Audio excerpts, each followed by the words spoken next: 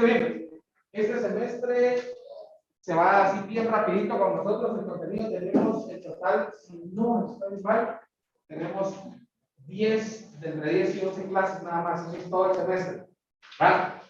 Entonces, los temas que vamos a ver, ya si usted se puede dar cuenta, ya está colocada en el rastreo de la plataforma.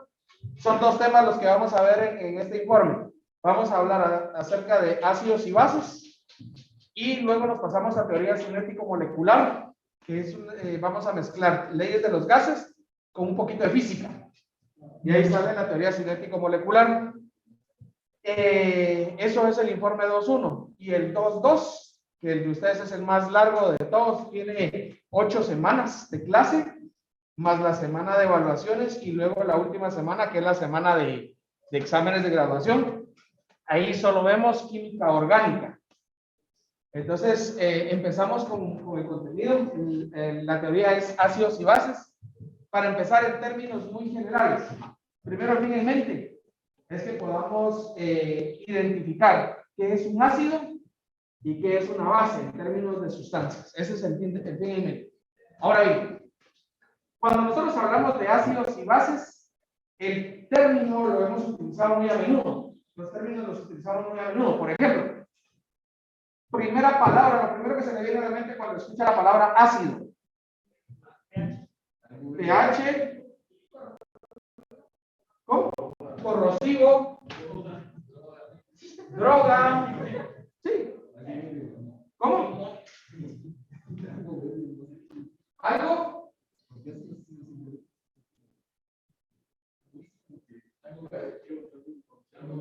Algo verde. Sí, por ejemplo, limón. Sí, cuando usted come una fruta que todavía no está madura, la mayoría de ellas se sienten ácidas. Por ejemplo, háblese de mango, diga usted, piña. ¿Vale? Estamos hablando de ácidos. Ok. El término base, pues tiene, dependiendo del contexto, se puede utilizar. Por ejemplo, base se puede utilizar para pintura, por ejemplo. Base se puede utilizar para, como molde, es una base. Lugar donde se coloca, yo estoy parado sobre una base, o sea, depende del contexto. Antiguamente a las bases no se les llamaba tal cual, sino se les llamaba alcalis o sustancias alcalinas. ¿Habían escuchado esa palabra? Alcalino. ¿Qué habían escuchado? ¿Ok?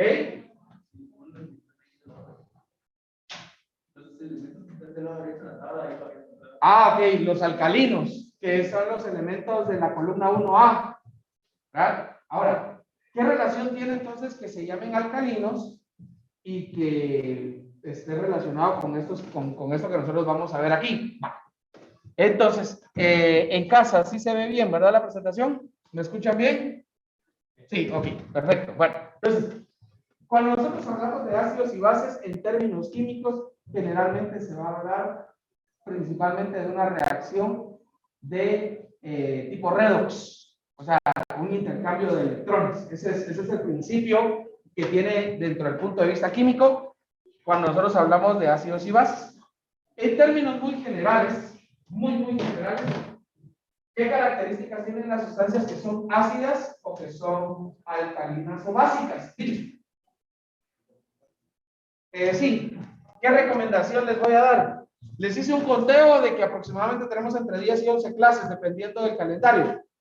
Eso significa que les voy a recomendar que trate la manera de utilice, yo así lo estoy haciendo con B2, clase 1, como antes del título, clase 1, entonces ahí vamos contando las clases y por conteo de clases yo les voy a dar puntos. Tenemos 4 semanas. ¿Solo? 4 semanas. No. En teoría tenemos 5 de contenido. Todo el informe. Ajá, menos los que quitamos, ¿verdad? Por los asuetos, etcétera. Por ejemplo, próximo lunes no hay clase. A ustedes no les afecta en mi curso, por ejemplo, pero sí les afecta en otros cursos, como por ejemplo robótica, laboratorio, biología, etcétera. Entonces sí les va a afectar ahí. Y luego vienen algunas otras fechas. Por ejemplo, vamos a ver, de julio yo creo que es la única. En el 2.2 tienen más, porque afecta, hay un montón de fechas que se quitan. Entonces, vayamos. Retornamos a la clase. Características de los ácidos.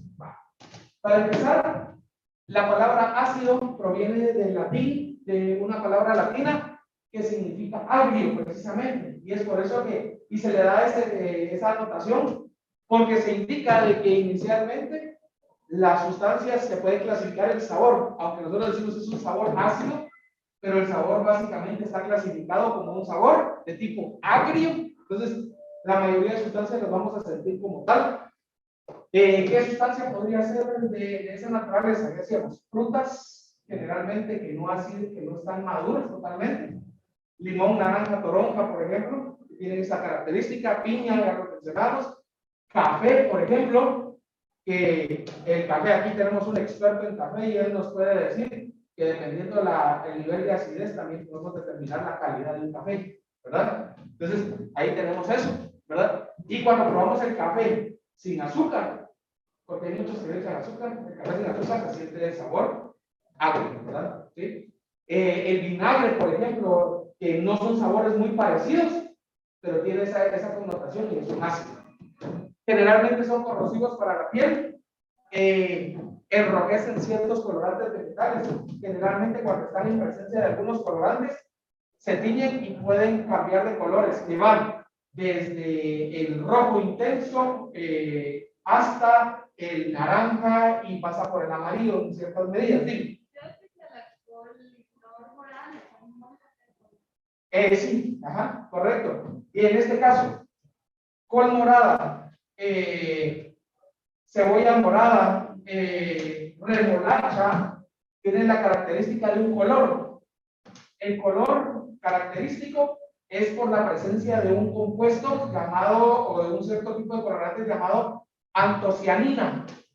Y la antocianina tiene la característica de que en presencia de ácidos genera un cambio de color. Y eso es precisamente lo que tiene acá. Luego de eso, generalmente pueden disolver algunas sustancias, especialmente sustancias de tipo orgánicas. Por ejemplo, las grasas. Las grasas pueden ser fácilmente disueltas a partir de ácidos. Luego de eso, atacan metales, dice, desprendiendo hidrógeno. ¿Y eso qué significa? Usted tiene un ácido y usted le agrega, por ejemplo, una moneda, un centavo, que es níquel, y cuando usted lo sumerge, generalmente empieza a observar burbujitas o empieza a haber un cierto tipo de efervescencia. Y esa efervescencia que se da ahí, la liberación que se da es generalmente hidrógeno en estado molecular, ¿verdad? Dos moléculas juntas. Luego, cuando reacciona con una base, dice que pierde sus propiedades. ¿Por qué? Porque ácidos y bases en conjunto forman un tipo especial de reacción, y la reacción de combinación de ácido y base se conoce como el nombre de una neutralización.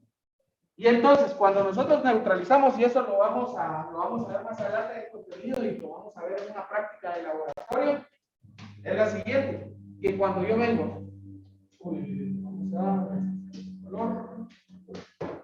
cuando nosotros combinamos estas dos, el producto se llama neutralización, y generalmente los productos obtenidos siempre van a ser agua y una sal. La sal derivada generalmente del ácido, ¿verdad? Entonces, ese es el producto final de la combinación de esos dos. Entonces, por eso dice que pierden propiedades, porque se neutralizan y por lo tanto lo único que obtenemos es esto, ¿sí? Otro tipo de características que no aparecen aquí, por ejemplo, es que en disolución acuosa, o sea, en presencia de agua, un ácido es un buen conductor de la corriente eléctrica, ¿verdad? Entonces, permite el paso de corriente eléctrica, el flujo de electrones, solamente cuando se encuentra disociado en agua, ¿verdad? Eso sería, por ejemplo, los ácidos. Ahora bien, ¿qué características tienen las bases en contraposición para ellos? En el caso del sabor, a diferencia de los ácidos, estos tienen un sabor amargo generalmente, ¿verdad? Generalmente son suaves al tacto, pero corrosivos a la piel. Muchas veces las bases, cuando se sienten, tienen una forma cremosa, ¿verdad? Un ejemplo de eso, de sentirse ligeramente cremoso, es el jabón, ¿verdad? Cuando está en presencia de agua, tiene esa consistencia. Generalmente las bases, cuando disuelven o cuando están disueltas, tienen la propiedad de poder generar el fenómeno llamado saponificación. Usted lo vio en biología, cuando vieron moléculas biológicas. ¿Cuáles son los 4 principales tipos de moléculas biológicas? Proteínas, ácidos, nucleicos, lípidos, azúcares, carbohidratos. Son las 4 principales moléculas biológicas. Y esas son orgánicas y las inorgánicas, agua y sales. ¿Ah? Ahora bien, dentro de ellas los lípidos. Y una característica de los lípidos es que los lípidos se pueden clasificar en saponificables e insaponificables. ¿Cuál es la característica? De que un lípido saponificable puede producir jabón. Y en este caso, el jabón se produce al momento de mezclar grasa, de preferencia de origen animal, con una base. Las bases generalmente tienden a reaccionar con los lípidos saponificables produciendo jabón. Produce jabón y produce una cierta cantidad de glicerol, que es una molécula derivada de los lípidos. ¿Han escuchado ustedes la publicidad que dice jabón, un tipo de jabón que dice con un cuarto de crema humectante? ¿Han escuchado esa publicidad? Va. ¿Creen ustedes que en realidad le agregan crema humectante? No, no tiene nada de crema humectante, lo que tiene es glicerol y es esa capa grasosa que se tiene ahí, pero esa resulta básicamente de la combinación de una base, generalmente algún hidróxido de aluminio, que es la mayor cantidad que tiene, ¿verdad? O hidróxido de algunos que se llaman los silicatos. Bueno, luego, cuando colorean con algunas sustancias vegetales, especialmente las antocianinas, tienen la característica de dar colores azulados y en algunos casos, dependiendo de la intensidad, pueden cambiar de azul a unas tonalidades verdes y moradas. Entonces, ese es el rango. Si se dan cuenta, los ácidos dan colores rojizos, ¿verdad? Rojo, naranja, y se degradan ligeramente hasta, en algunos casos, amarillo. Y en el caso de las bases van a dar colores violetas, azules y verdes. Esa es la característica que tienen entre ellos dos, o las diferencias que vamos a ver entre ellos dos. Lo otro es que tiene la característica de dar lugar a precipitados. ¿Qué significa eso? Que cuando se mezclan con algunas sustancias, se van a ir al fondo así rápidamente, y ese es un precipitado, ¿verdad? Luego disuelven grasas por la propiedad que decíamos que se llama saponificar, ¿verdad? Y por último, decíamos lo mismo con los ácidos, al mezclarse con sus opuestos, van a dar lugar a una neutralización, y eso da como resultado o producto final agua y sal, ¿verdad? Y entonces, esas serían características generales. Buenos conductores también de la corriente eléctrica disueltas en agua, igual que los ácidos, ¿verdad?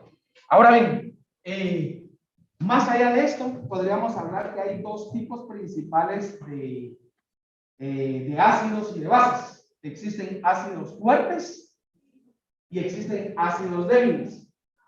Ya lo vamos a ver más adelante detenidamente, pero vamos a hablar de que cuando estos vienen y se disuelven en agua, hay algunos que se van a disociar rápidamente, van a romper rápidamente y van a liberar diferentes tipos de iones.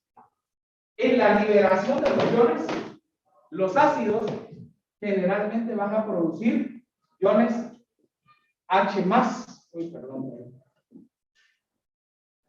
Iones H+, esa es la característica de los ácidos.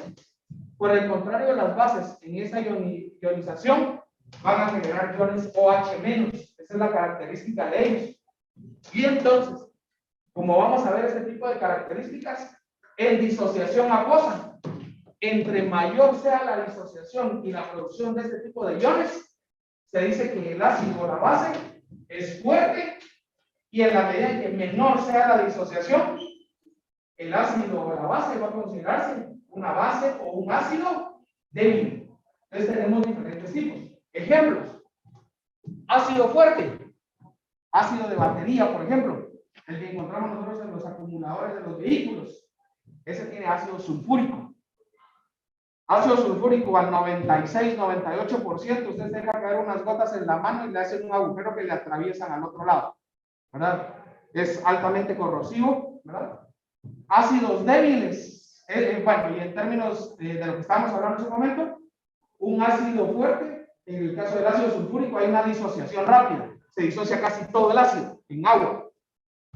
Por el contrario, el ácido débil, uno muy utilizado, el vinagre, por ejemplo. El vinagre contiene ácido acético. El ácido acético nosotros lo utilizamos para las ensaladas, por ejemplo. Y no sé si usted ha visto, pero las botellitas de vinagre del tipo que ustedes hayan visto, generalmente cuando uno lo mezcla ligeramente con agua se ve como turbio. Y es precisamente porque el agua tiene naturaleza polar. Pero en el caso del vinagre, por ser un producto orgánico, este posee ácidos grasos. Y los ácidos grasos con el agua, el ácido graso es de naturaleza apolar o no polar. Y entonces ellos dos no combinan. Entonces no produce una disociación completa. Entonces produce una pequeña disociación. Y en el caso del vinagre, por ejemplo, nosotros no lo comemos como si nada. Incluso nosotros en el estómago tenemos otro ácido que es bastante fuerte, que en este caso es el ácido clorhídrico, que ayuda a disolver los alimentos en el estómago sin generarnos daño a nosotros. O sea, el vinagre es todavía más liviano que el que tenemos nosotros en el estómago. ¿Verdad? Entonces, ahí tenemos ácidos. Ahora, bases suaves o bases débiles, por ejemplo, podríamos mencionar el que utilizamos nosotros para curar la acidez estomacal. Pepto-Bismol, aunque el Pepto-Bismol no tanto, porque sería generalmente la leche de magnesia, ¿la han escuchado? Fíjate, la leche de magnesia, por ejemplo, y la leche de magnesia contiene hidróxido de magnesio. Esa es una base débil, ¿verdad? Entonces nos ayuda a neutralizar esa sensación. Bases fuertes, el hidróxido de sodio, que generalmente se utiliza para destapar drenajes. No sé si ustedes los han visto, soda cáustica, le llaman generalmente. Viene en forma de costras, de escamas. Y cuando uno agrega unas 3 o 4 escamas a un vaso con agua, por ejemplo, el vaso de agua se calienta y logra subir alrededor de los 20 grados Celsius.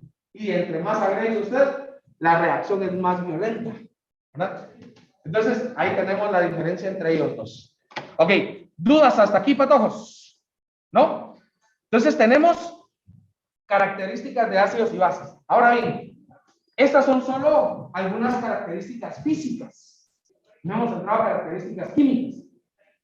En términos muy generales, cuando nosotros hablamos de los ácidos y las bases, hay diferentes puntos de vista para poderlos considerar. Hay diferentes autores que han planteado una forma diferente de conceptualizar los ácidos y las bases. Y para ello, nosotros podríamos hablar de 3 autores principales, que son Arrhenius, Lewis y Bronsted-Lowry. Son tres autores diferentes que conceptualizan de una forma particular qué es un ácido y qué es una base. Ahora bien, solo como algo complementario, algunos ácidos muy particulares y dónde los podríamos encontrar. Por ejemplo, yo ya di algunos ejemplos, pero vamos a ir más rápido. Ácido de batería contiene sulfúrico, agua carbonatada, o sea, las aguas gaseosas contienen ácido carbónico. La disolución para el lavado de ojos o para los lentes de contacto, por ejemplo, contienen ácido bórico. El preservador de alimentos, que es el ácido benzoico. Lima, limón, tomate contienen ácido cítrico. Los removedores de óxido contienen ácido fosfórico. Y también el ácido fosfórico es el que le da el color intenso a las gaseosas de sabor cola. Por ejemplo, Coca, Pepsi, etc. ¿Verdad? Entre más dañinas, más sencilla o menos fino sea el producto, dígale así, contiene menor cantidad de ácido fosfórico. Y entre más fino, menos cantidad de ácido fosfórico, y entre más común, es más la cantidad de ácido fosfórico que tiene. La leche agria, por ejemplo, que se obtiene al momento de cortar la leche antes de producir el queso o el yogur, contiene ácido láctico, los jugos gástricos ácido clorhídrico, el vinagre ácido acético, la vitamina C tiene ácido ascórbico. Bases: el limpiador de drenaje, ya dijimos, el hidróxido de sodio, la leche de magnesia contiene hidróxido de magnesia, aunque ahora se mezcla, ya no es solo hidróxido de magnesio, sino también contiene hidróxido de aluminio. El mortero, o sea, háblese usted del cemento y el yeso, ¿verdad? Contiene hidróxido de calcio, y el limpiador para ventanas generalmente contiene una disolución de amoníaco, que es una base también. Y por eso no se recomienda que el líquido para limpiar vidrios se mezcle, por ejemplo, con cloro, porque produce gas nocivo de cloro, gas puro de cloro. Entonces ese no se debe mezclar por la característica que tiene, ¿verdad? Entonces ahí tenemos algunos ejemplos. Ahora bien, vamos entonces con los autores. Hay históricamente ciertos autores que han tomado o han definido, han conceptualizado y definido la palabra ácido. El primero de ellos, y uno de los más importantes, es Arrhenius. Alrededor de 1887 dice que él propone la teoría de disociación iónica. ¿Qué es esta teoría de disociación iónica? Él considera que algunas sustancias, al momento de estar en contacto con el agua, produce un rompimiento y una liberación de iones, produce una formación de iones. Y en este caso, estas sustancias que se van a producir, esos iones que se van a producir, que él denominó electrolitos, entonces están presentes ahí, tanto con carga positiva como con carga negativa, ¿sí? Y en este caso, recordemos nosotros, los cationes son los que van a tener carga positiva, los aniones son los que van a tener carga negativa, y entonces se forman esa disociación. A partir de esa disociación, dice Arrhenius, toda sustancia que cuando se disocia en medio acuoso, o sea, en presencia de agua, y produce cationes H+, a eso es a lo que se le va a llamar ácido, que es la conceptualización que tenemos actual, ¿verdad? Es lo que generalmente se utiliza en la actualidad. Por el contrario, dice, si la sustancia en disolución acuosa produce más aniones, ¿sí?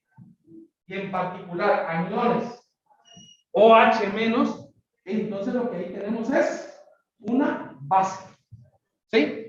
Y entonces aquí podríamos colocar nosotros algunos ejemplos. Diga usted, yo tengo H2SO4, ácido sulfúrico, en disolución acuosa. Generalmente, ¿esto qué es lo que va a producir?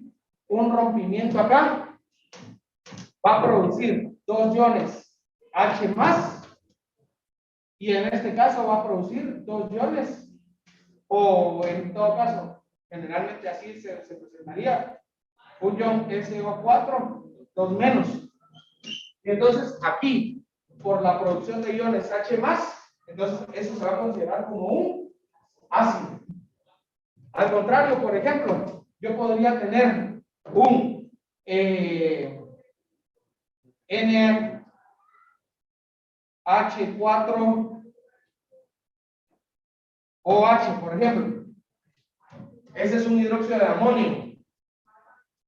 En este caso, en la disociación, yo puedo venir y romper aquí. Este me quedaría como un NH4+, y por el otro lado quedaría como un OH-. Y ahí se disoció, entonces ahí generó iones OH-, por lo tanto esto es una base. Entonces, dependiendo cómo se disocie, así es como voy a formar. Lo mismo sucedería, por ejemplo, con algo más pequeño, como por ejemplo el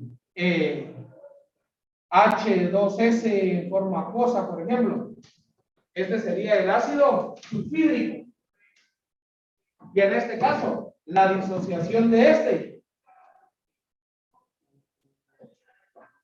La disociación de este, aquí generaría 2 iones H más y un ion S 2 menos. Ahí está bien. Entonces ese sería un ácido por la disociación que tiene. Esto en forma acuosa. ¿Ok? Bueno, hasta aquí. ¿Dudas? ¿No? ¿Estamos bien hasta ahí? ¿Ok? Bueno, hasta ahí me voy a quedar el día de hoy con la conceptualización de ácidos y bases. Siguiente clase. Hablamos acerca de las teorías, las otras teorías, el concepto de ionización del agua y la formulación del concepto de pH en términos de disociación acuosa, de ionización del agua. Y ya está la hoja de trabajo número 1. ¿Ok? Qué malo soy, va. Bueno, hasta aquí nos quedamos, patojos en casa. Bien, bien.